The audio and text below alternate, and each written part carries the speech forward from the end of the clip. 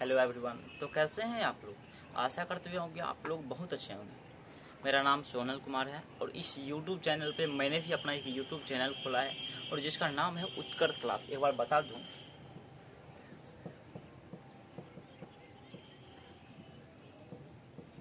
उत्कर्ष class ये हमारा channel है। हमारा नहीं बल्कि आप सबका है। आप लोग इसको ज़्यादा से ज़्यादा प्यार दो, सब्सक्राइब करो, लाइक करो, ताकि हम मोटिवेट होकर इस चैनल पे लगातार वीडियो डालते रहे। हम बता दें कि आपको इस चैनल पे क्लास 9 से 12th तक का वीडियो अपलोड किया जाएगा, उसमें भी ऑल सब्जेक्ट का। आप पूछेंगे कि सर ऑल सब्जेक्ट आप ही पढ़ाइएगा? नहीं, मैं नहीं पढ़ाऊँगा, वो भी ऑल सब्जेक्ट अलग अलग टीचर के द्वारा पढ़ाया जाएगा। आप लोग जुड़ जाओ इस चैनल पर। Thank you so much.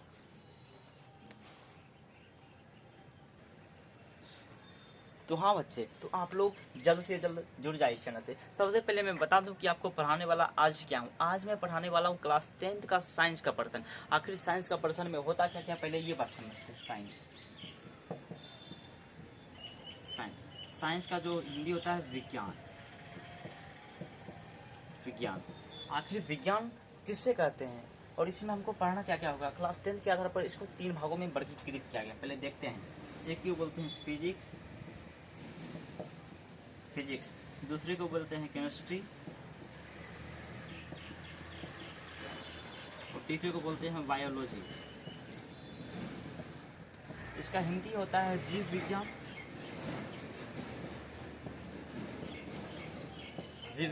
और इसको हिंदी में बोलते हैं रसायन विज्ञान।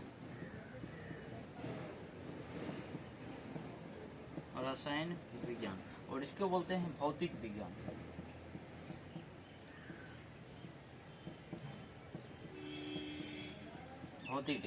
तो सबसे पहले बता दूं कि इन 3 भागों में बांटा गया है क्लास 10th के साइंस को। ये होता है कितना मार्क्स का? कुल 100 मार्क्स का होता है, 100 मार्क्स का। और 100 मार्क्स में बता दूं कि इसमें 20 मार्क्स प्रैक्टिकल का होता है और 80 मार्क्स में खुद बनाना पड़ता है। और 80 मार्क्स में ऑब्जेक्टिव सब्जेक्टिव दोनों टाइप के क्वेश्चंस होते हैं। और मैं हर एक चीज़ एक्सप्लेन करके बताऊंगा कि कैसे पूछता है, क्यों पूछता है, हर एक चीज़ मैं बताऊंगा। तो पहले बता दूं कि 20 मार्क्स कितना, और 80 मार्क्स के लिए इन 3 बुक्स को पढ़ना पड़ता है। इन तीनों बुक्स को पढ़ना पड़ता है 80 मार्क्स के लिए। तो आप लोग एकदम पहले धैर्य रखो अपने आप को, अपने आप में धैर्य रखो कि सर 3 बुक्स पढ़ेंगे और 80 मार्क्स का पूछेगा। कुल मिला के 27 मार्क्स को डिवाइड करके आता है। तो 27 मार्क्स लाने के लिए सर हम इतना मोटा मोटा बुक पढ़ेंगे? नहीं बच्चे, इसमें कुल मिला के 5 चैप्टर है, लगभग में 5 चैप्टर होगा। और 5 चैप्टर को खत्म करने के लिए एक चैप्टर को 15 दिन में खत्म करेंगे या 10 दिन में। तो 10 दिन में जैसे खत्म कर ले तो जोड़ लो 5 चैप्टर, तो मतलब 3 महीने का कोर्स होता है एक बुक। ये मैं ही नहीं पूरा पर्सन पढ़ाऊंगा, मैं एक या दो बुक्स पढ़ाऊंगा इसमें से। और मैं पढ़ाने वाला हिंदी और मैथमेटिक्स और फिजिक्स पढ़ाने वाला हूँ। अभी मैं क्लास 10th का फिजिक्स स्टार्ट करता हूँ और देखते हैं क्लास 10th के फिजिक्स में आखिर है क्या क्या। आप लोग जान गए 20 मार्क्स प्रैक्टिकल, 80 मार्क्स को खुद को बनाना पड़ेगा। और आज से हम लोग पढ़ना स्टार्ट करते हैं क्लास 10th का साइंस का पर्सन। तो आगे देख लीजिए 3 पर्सन होता है इसमें, और एक फिजिक्स, केमिस्ट्री और बायोलॉजी। तो पहले आज हम फिजिक्स स्टार्ट कर देते हैं। तो फाइनली मेरे दोस्त ये देखते हैं कि क्लास 10th का जो जितना भी चैप्टर है फिजिक्स का, वो मैं यहाँ पर लिख दिया हूँ। तो पहले देखते हैं है क्या क्या इसमें। क्लास 10th का जो कुल फिजिक्स का जो चैप्टर है इतना ही है, 6 चैप्टर है। और 6 चैप्टर को पढ़ने में 10-60 मतलब कि 3 महीना का कोर्स पूरा अच्छा से खत्म करेंगे। उसके बाद फिजिक्स में ओनली प्रैक्टिस, इतना प्रैक्टिस करवा दूंगा कि कोई प्रॉब्लम नहीं होगा। पहले देखते हैं कि फर्स्ट यूनिट क्या है। फर्स्ट यूनिट है हमारा प्रकाश का परावर्तन। और इसको इंग्लिश में बोलते हैं रिफ्लेक्शन ऑफ लाइट। इंग्लिश में क्या बोलते हैं? Reflection of light. और दूसरा है प्रकाश का अपवर्तन। और इसको इंग्लिश में बोलते हैं रिफ्रैक्शन ऑफ लाइट। और तीसरा है मानव नेत्र और रंग बिरंग संसार। हमारा जो मानव का नेत्र है और मानव के नेत्र के माध्यम से यह रंग बिरंग संसार को देखा जाता है, उसी के बारे में इस चैप्टर में हम लोग पढ़ेंगे, जिसको इंग्लिश में बोलते हैं ह्यूमन आई मतलब मानव नेत्र, एंड कलरफुल वर्ल्ड मतलब रंग बिरंग संसार। और अगला यूनिट जो है हमारा चौथा यूनिट विद्युत है। विद्युत को इंग्लिश में क्या बोलते हैं? इलेक्ट्रिसिटी।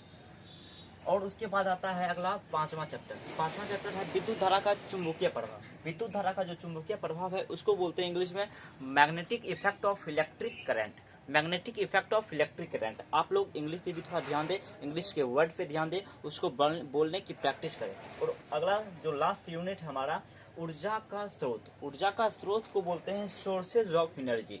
कितना एनर्जी जमा कर रहा है, वो जो ऊर्जा कितना एनर्जी जमा करता है उसके बारे में इस चैप्टर में हमको पढ़ना है। और ऊर्जा का स्रोत मतलब ऊर्जा हमें किस किस चीज से प्राप्त हो। मैं बता दूं कि फर्स्ट यूनिट जो हमारा प्रकाश का परावर्तन, इसमें पहले सबसे पहले हमको दिखाई पड़ा कि प्रकाश का परावर्तन, परावर्तन किसे कहते हैं आखिर।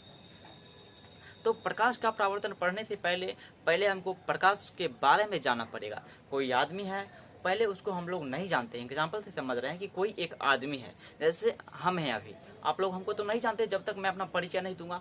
तो उसी तरह इस चैप्टर में जाने से पहले मैं उसका इंट्रोडक्शन लूंगा, तब जाके इस चैप्टर में एंड करेंगे। या उसी तरह हर एक चैप्टर में उसमें प्रकाश के आवर्तन के बारे में जानना है, तो पहले प्रकाश का परावर्तन जब पढ़ लेंगे तो आइडिया आ जाएगा कि आखिर प्रकाश होता क्या है। उसके बाद जाएंगे प्रकाश के आवर्तन के बारे में। उसके बाद ये चैप्टर जो है तीनों एक ही कैटेगरी का है। ये तीनों किन्हीं न किन्हीं माध्यम से एक दूसरे से रिलेटेड है। चलो मान के चलो देखते हैं कि मानव नेत्र और रंग बिरंग संसार। मानव का जो नेत्र है, आंख है, आंख के माध्यम से हम सारे संसार को देख पाते हैं। अगर हमारा आंख नहीं रहेगा तो हम संसार को नहीं देख पाएंगे। वही मतलब कि आंख अगर नहीं रहेगा तो हम संसार को नहीं देख पाएंगे। ये कभी गौर किया है कि अगर प्रकाश नहीं रहेगा तो हम किसी माध्यम को, किसी चीज को देख पाएंगे। इस पर भी जरा गौर कीजिए, मैं हर एक बात बताऊंगा। अभी मैं इस चैप्टर में आने तो दीजिए, उसके बाद इससे जुड़े हर एक बात को मैं बताऊंगा। सबसे पहले उसके बाद आता है विद्युत। विद्युत का मतलब होता है इलेक्ट्रिसिटी। विद्युत के बारे में आप लोग जानते भी होंगे कि विद्युत किसे कहते हैं, करंट, जिसको करंट बोलते हैं। तो कोई वस्तु है, कोई वायर है, मतलब कोई तार है, उसमें करंट प्रवाहित हो रहा है नहीं हो रहा है, वो विद्युत, उसी के माध्यम से उसी के चीज में पढ़ना, उसी के बारे में इस चैप्टर में विद्युत में चैप्टर में इलेक्ट्रिसिटी जिसको बोलते हैं। कोई मान लो कोई वस्तु, कोई करंट है, जब उसमें करंट प्रवाहित करा है कोई वायर में, तो वो वस्तु जो जिसमें करंट का गुण आया है जिस वायर में, उसको बोलते हैं इलेक्ट्रीफाइड हो गया। वो मतलब वो वायर इलेक्ट्रीफाइड है क्योंकि उसमें करंट का गुण दिख रहा है, वो करंट का झटका दे रहा है। उसी सब चीज के बारे में इसमें पढ़ेंगे। और विद्युत धारा भी उसी से, विद्युत धारा प्रवाहित कब हो रहा है, क्यों हो रहा है, कैसे हो रहा है, उस चीज में पढ़ेंगे, विद्युत धारा के चुंबकीय प्रभाव में। और इस चैप्टर को पढ़ने दिखने से लग रहा है कि हमको इसमें क्या पढ़ना है, ऊर्जा का स्रोत। ऊर्जा किस किस चीज से हमें प्राप्त होता है। ऊर्जा का स्रोत में पढ़ना है कि किस चीज से हम ऊर्जा को, एनर्जी को जमा करते हैं, उस सब चीज के बारे में। तो आगे देखते हैं हमारा फर्स्ट यूनिट है क्या, इसमें को हम सबसे पहले डिस्क्राइब करते हैं, आपको समझाते हैं। तो हाँ मेरे दोस्त, तो मैं आ गया हूँ फाइनली प्रकाश के परावर्तन पे। तो देखते हैं सबसे पहले प्रकाश का परावर्तन क्या है। प्रकाश के परावर्तन को समझने से पहले मैं कुछ प्रकाश के बारे में चर्चा कर लूँ। आखिर लाइट क्या है, लाइट है क्या, प्रकाश किसे कहते हैं। तो देख लेते हैं कि जब मान के चलो ये एक कमरा है, छोटा सा कमरा है, बड़ा नहीं, ये दो कमरा है। मान लो इसमें कोई एक आदमी है और इसमें भी एक आदमी है। इतना खिड़की छोड़ दिया हूँ, एक खिड़की है, इधर से इसमें प्रकाश जा रहा है। यहाँ पे एक ऑब्जेक्ट ले लिए वस्तु, और इसमें भी एक वस्तु ऑब्जेक्ट ले लिए। उसके बाद देखते हैं कि क्या ये आदमी जो है इस वस्तु को देख पाएगा, और क्या ये आदमी इस वस्तु को देख पाएगा। इसमें प्रकाश नहीं है, ये पूरे बंद है। इसमें भी थोड़ा सा भी प्रकाश नहीं जाने की जगह नहीं है। और ये बताओ कि इसमें प्रकाश जा रहा है, ये वस्तु को देख पाएगा ये बताओ तो ये वस्तु को देख पाएगा, ये नहीं देख पाएगा। क्योंकि मैं बताता हूँ कि मान लो दो बंद कमरा है, एक बंद कमरे में प्रकाश जा रहा है, नहीं तो एक बंद कमरा है, एक बंद कमरा है, दोनों बंद कमरा है। एक बंद कमरा में एक छोटा सा लाइट बल्ब जल रहा है और एक में बल्ब नहीं जल रहा है। तो आप लोग खुद एनालिसिस कर लेंगे कि जिस कमरे में एक आदमी भी है, ऑब्जेक्ट भी है, मतलब वस्तु भी है, और उसमें लाइट भी है, तो वही वाला जिसमें लाइट लगा हुआ है वही आदमी उस वस्तु को देख पाएगा। वो अंधा नहीं होना चाहिए, उसका आँख खुला रहना चाहिए और आँख उसका एकदम बढ़िया रहना चाहिए। और उसमें जो व्यक्ति है एक कमरे में, उसका आँख भी ठीक है, उसमें सिर्फ लाइट नहीं है, उसमें भी ऑब्जेक्ट मतलब वस्तु है, तो वस्तु को नहीं देख पाएगा कि उसके पास प्रकाश नहीं जा रहा है ना। इसके पास प्रकाश आ रहा है, उसके पास प्रकाश नहीं जा रहा है, क्योंकि इसके पास प्रकाश जा रहा है, इसके पास प्रकाश नहीं है, तो ये वस्तु को नहीं देख पाते हैं। तो इसका मतलब है कि किसी वस्तु को देखने में हमें प्रकाश की जरूरत होती है। अब समझ लो प्रकाश कितना यूजफुल है मानव के लिए प्रकाश कितना यूजफुल है। अगर प्रकाश नहीं है तो हम लोग भी कुछ वस्तु को नहीं देख पाएंगे। तो प्रकाश हमारे दैनिक जीवन में बहुत उपयोगी है, इसलिए आप लोग को इस बात को ज्ञान रहना चाहिए। तो देखते हैं पहले प्रकाश का डिफिनेशन, आखिर प्रकाश होता क्या है, प्रकाश के बारे में जानते हैं। तो सबसे पहले आप अपने मन से इस डिफिनेशन को बना सकते हैं कि प्रकाश वह कारक है, मतलब वह कारक है जिसके कारण हम वस्तु को देख पाते हैं, प्रकाश कहलाता है। डायरेक्ट डिफिनेशन अपने मन में बनाओ कि प्रकाश वह भौतिक कारक है, प्रकाश वह भौतिक कारक है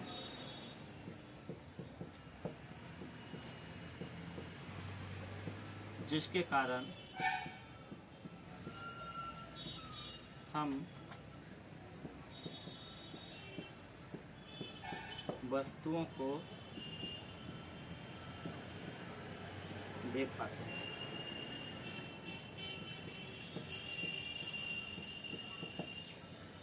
प्रकाश कहलाता है, देख पाते हैं उसे प्रकाश कहते हैं।